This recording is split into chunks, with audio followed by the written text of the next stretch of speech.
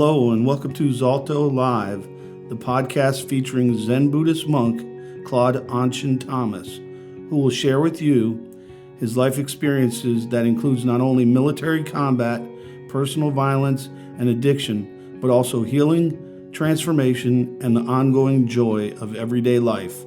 Please enjoy listening.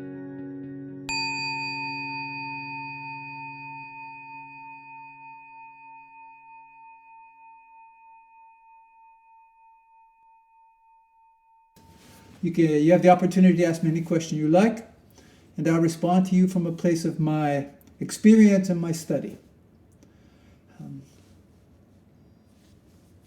Questions? It's not a discussion group now. You ask, I respond, and we leave it at that. Seishun?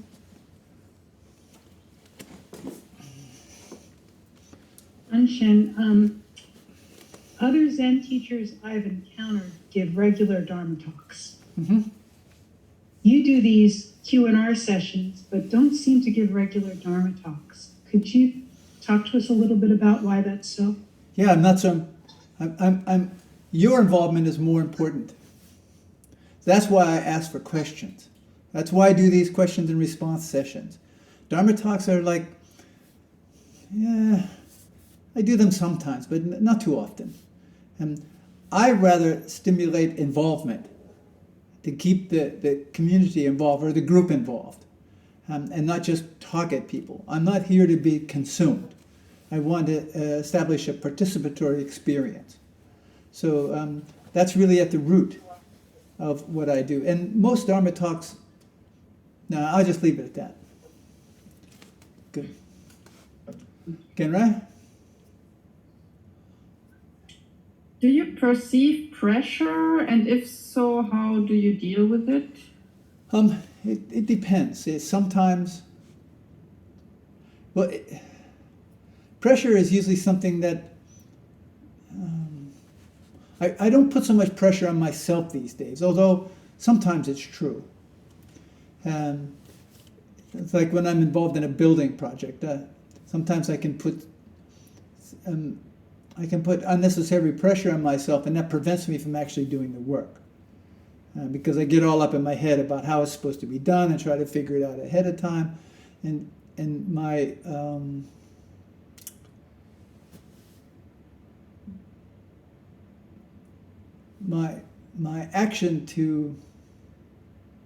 antidote to that is to just start the work.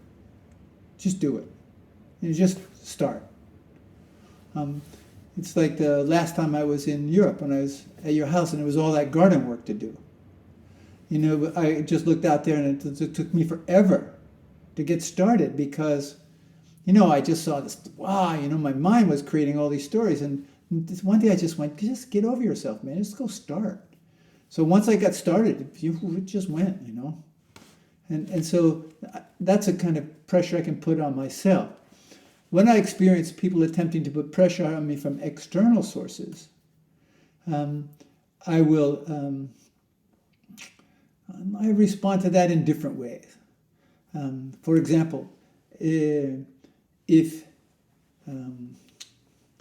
let's say I'm having email communication with Nicola, and Nicola starts putting pressure on me with, it's like, you got to respond to this like now. My tendency is to then just sort of put it in a side basket. You know, I don't respond well to that kind of pressure because it doesn't have to come to that. Now, I mean, if it's a consistent kind of thing, Nicola doesn't do that, by the way. I'm just used her as an example. She doesn't do it like that.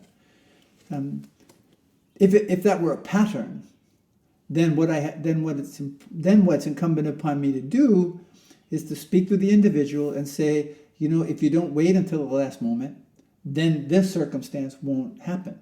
Sometimes circumstances arise that just need to be cared for right then. And actually, I don't mind that. I thrive under those kind of circumstances. And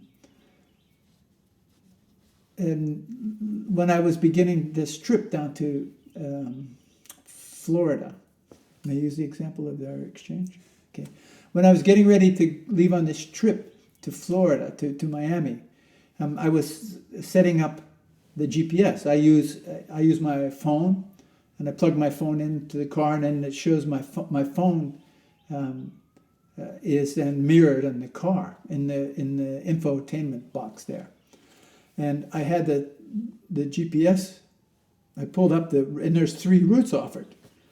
And I know what route I want to take, and I know how. I know how to function. I know how to work this thing. And Kenshin attempted to take over the process, and she started pressing on me really hard and giving me all sorts of grief. And I just turned around to her and I said, "Kenshin, please leave this alone. I know how to do this." I reacted in what I feel was a very measured way in that occurrence. I had an interaction today with someone who was bringing a lot of pressure on me and didn't want, and I was attempting to talk with them, and they were talking over me. And in that circumstance, I became a little more assertive. I raised my voice. I needed to get their attention. So there isn't a set way that I deal with pressure, being rooted in practice, I trust my instincts. I trust my intuition. So if I start to feel that I'm being pressured, what I do is I sit with that for a minute. I don't immediately. I make an effort not to react to what I perceive to be pressure, but rather respond, and then see how that begins to unfold. I mean, once I asserted myself in this other circumstance, the person quieted right down. They understood it. So it's like there isn't a fixed way. There's no formula. I know that I was involved with a group. There is there's a man. He's since died, named Marshall Rosenberg, and he developed this strategy of nonviolent communication. And I was invited into a group where they were practicing this nonviolent communication. I was invited to participate. But they were so locked into the formula of it all that when they invited me in there, it's like it just destroyed everything. It's like the formula. For the formula to work, people have to be cooperative, and I was not being cooperative intentionally. And because then it was something outside of the formula, and so they didn't know what to do. So pressure is not something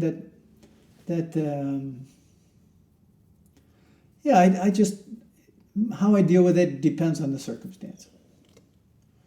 Yeah. Yes, I feel it, and I deal with it much differently than today. I acknowledge that I'm feeling pressured. Yeah. Gabi, you have a question? Fine.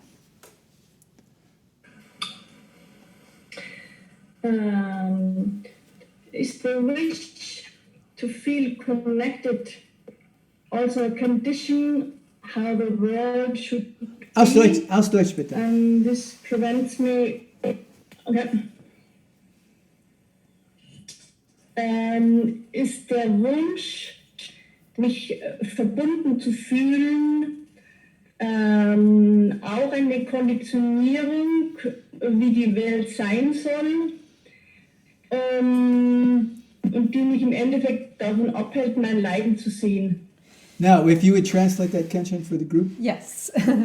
So is my wish to wanting to feel connected also conditioning that is rooted in wanting the world to be a certain way and then also disguises my suffering? Yes.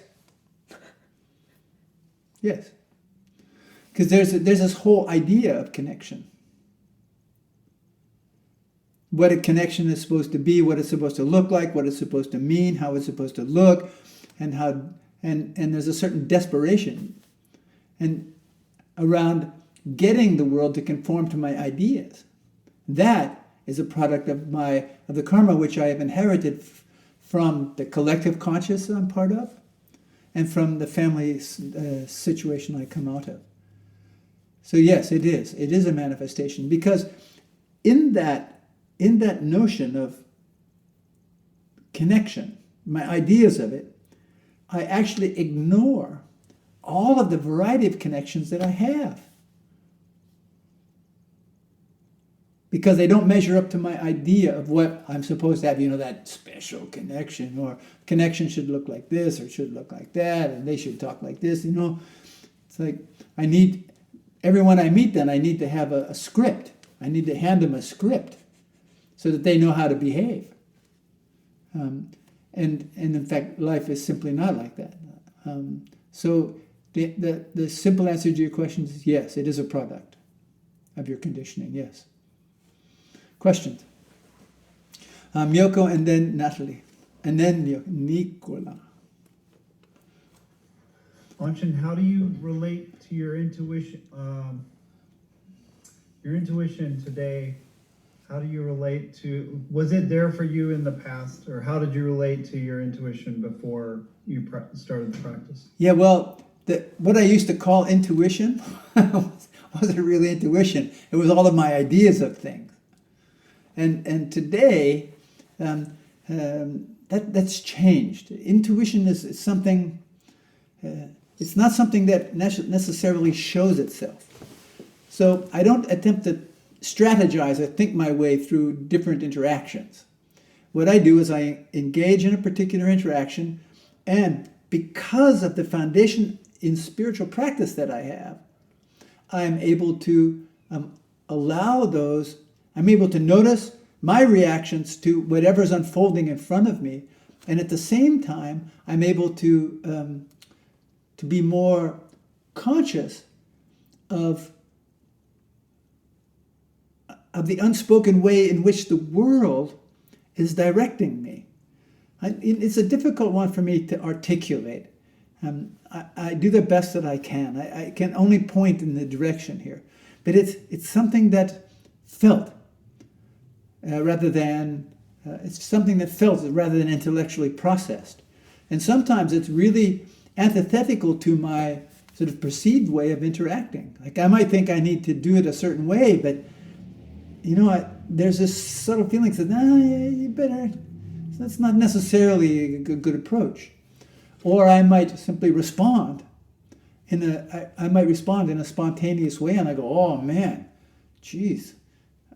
But then down the line, I will see how appropriate that response was.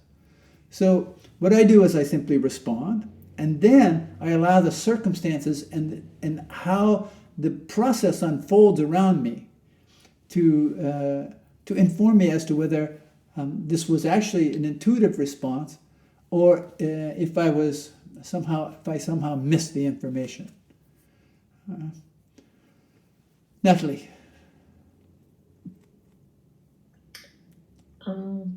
Is vulnerability needed to be human in its full range? Yes. Yes, but what's the full range? Yes, the moment I begin to identify that, I say, oh, the full range is this. That's not the full range. I actually put a limit on it. Yes, it's important to be willing to be vulnerable, but not the idea of vulnerability. So if I think I'm being vulnerable, I may not be. I may be following some script. So I need to take that step, see how it unfolds, and in the unfolding, I get to see whether I'm responding to some script around vulnerability, or if I'm actually being vulnerable. It's around this issue, okay?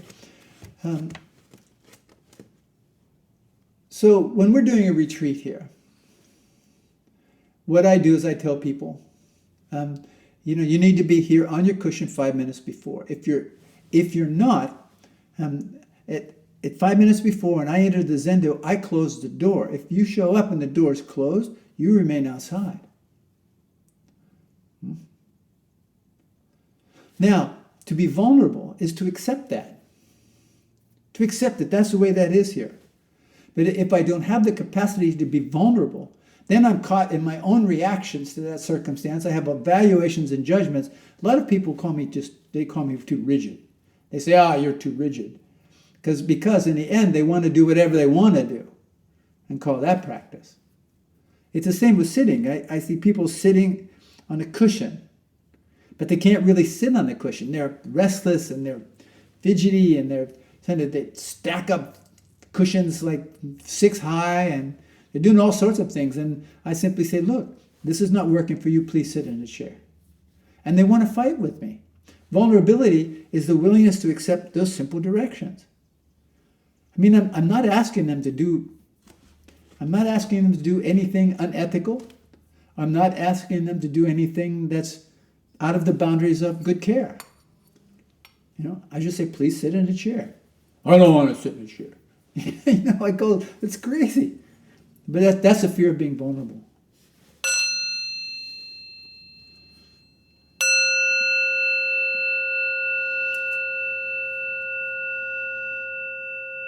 The ability to follow instructions.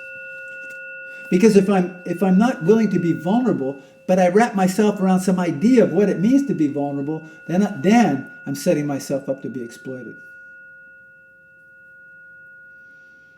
Because I'm not really paying attention to what's happening around me. Nicola.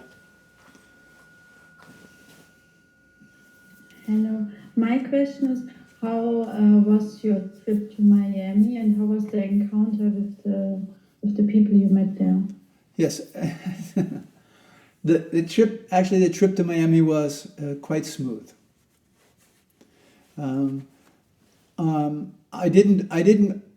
Going down, I did it in two steps. I drove down to a place called Jupiter, Florida, and there's a veteran there. I know he is a professor at one of the universities down there, Florida Atlantic University, and he lives in Jupiter. He and his family live in Jupiter. He regularly attends the veterans gatherings on Sunday evenings. So I drove to his house. It's about 80 miles, so that would be 120 kilometers north of Miami. And I visited with him. I spent the evening there, and we had some conversations. I spent the morning there, went for a walk. We had a chance to connect. And then from there I drove into Miami because I couldn't check into the hotel. I like to be hosted privately, but in this circumstance, that doesn't seem to be possible. Or at least it's expressed as not being possible. So they want the group that invites me puts me up in a hotel. And so the check-in was at 3 p.m. in the afternoon. So I left about 1 in the afternoon from Jupiter and drove into Miami and arrived there 5 minutes before 3. It just worked out like that. It wasn't planned. Yeah. While I was there, I had an opportunity to meet with people who run the wellness, the people who run the wellness program for the Miami Beach Police Department. So I went there to the Miami Beach Police Department, and I had an opportunity to meet some of the officers there. I got to meet the chief of police there, and I got to be part of a small briefing on how they deal with the topic of post-traumatic stress within first responders, within the police and firefighters and that sort of thing. And then they invited me also then to sort of let the group know who I was and what I did.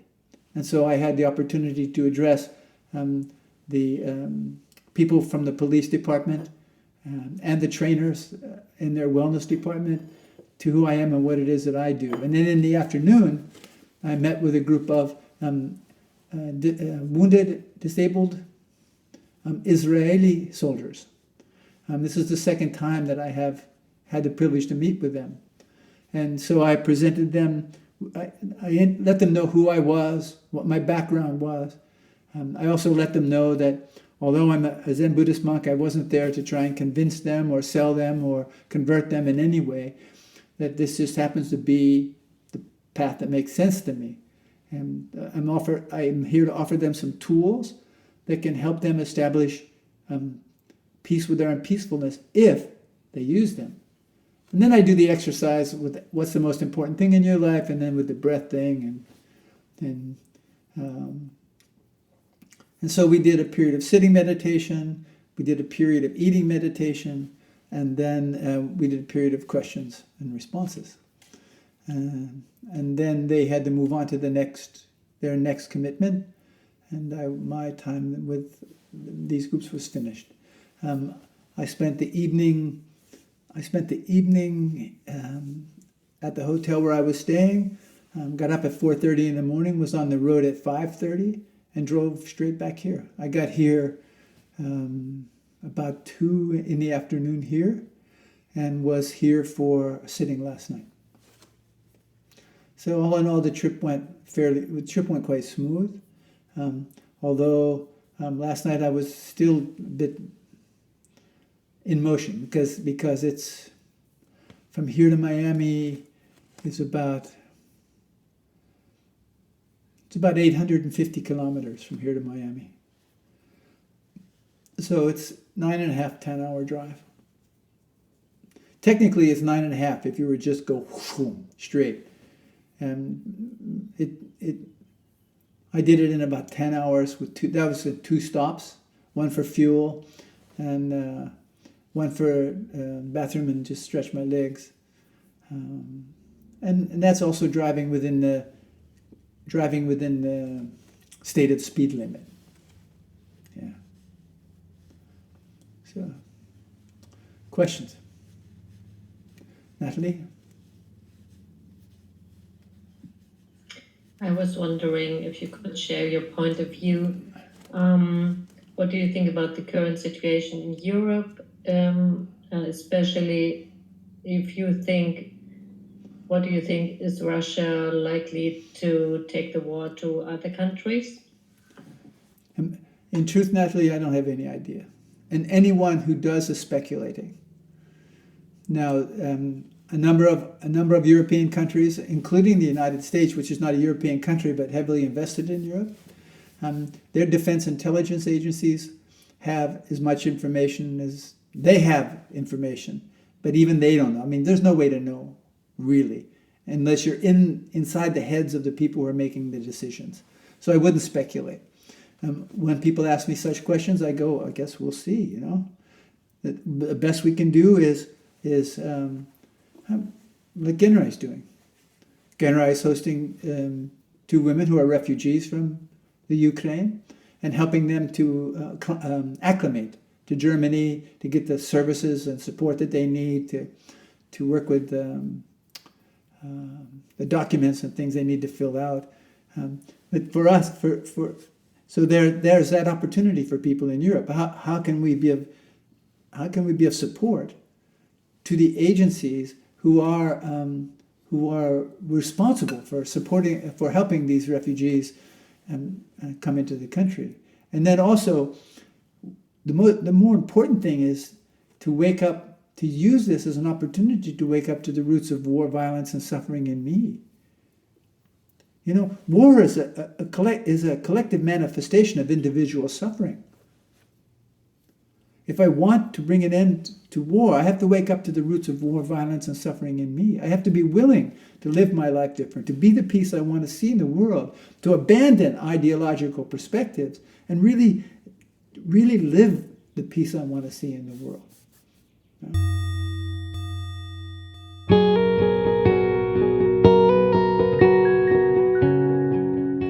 Thank you for listening to this episode on ZalthoLIVE.